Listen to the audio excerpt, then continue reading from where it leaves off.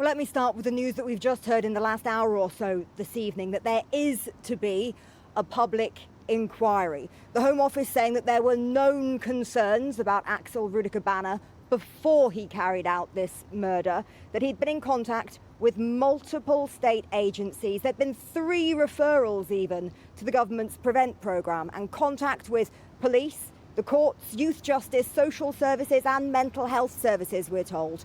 Between them, the Home Office says, those agencies failed to identify the terrible risk and danger that he posed.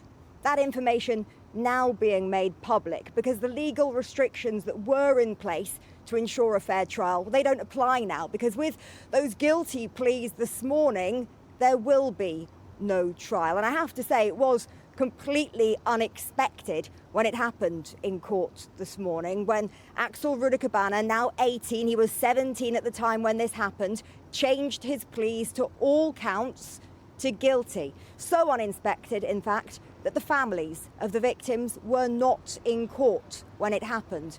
That's something the judge apologised for, and with what we're now learning this evening, it seems clear there will need to be many more apologies about all of this. The more we know about what he did, the more questions there are, and inevitably, more upset and anger too. Axel Rudakubana was 17 when he went to a children's dance class armed with a knife and unleashed an attack so awful, it's hard to find the words. According to prosecutors, it was meticulously planned. It was also horrifically violent. These are the 3 girls he murdered. Alice, age 9, Bibi, who was 6, and Elsie, age 7. 8 other children and 2 adults were stabbed but survived. This was an unspeakable attack, one which has left an enduring mark on our community and the nation for its savagery and senselessness. At the start of the school holidays, a day which should have been one of carefree innocence, of children enjoying a dance workshop and making friendship bracelets, became a scene of the darkest horror as Axel Rudakubana carried out his meticulously planned rampage. It is clear that this was a young man with a sickening and sustained interest in death and violence. It's that time of year again!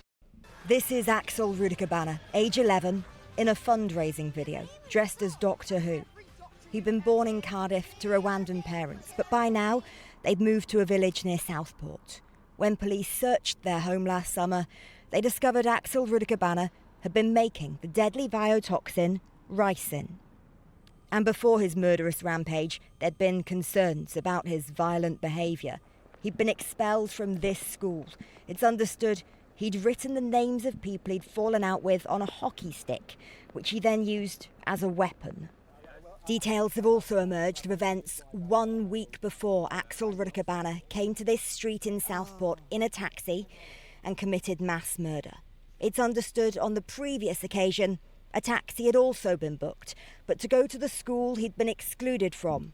His father managed to stop him. We also know now that concerns about Axel Rudakubana's fixation with violence had led to multiple referrals to the anti-extremism programme Prevent from when he was 13. Today, the Prime Minister, who last summer, the day after the attack, came to Southport to lay flowers, seemed to concede there had been failings. His statement saying there are grave questions to answer as to how the state failed in its ultimate duty to protect these young girls, adding Britain will rightly demand answers and will leave no stone unturned. That promise, a nod perhaps, to what happened in Southport just a day after 3 girls were murdered. And then what happened for days as violence erupted in more places. Sitting in the dock in court today, Axel Rudakubana was wearing a face mask, the same kind he was wearing when he attacked and killed children last year.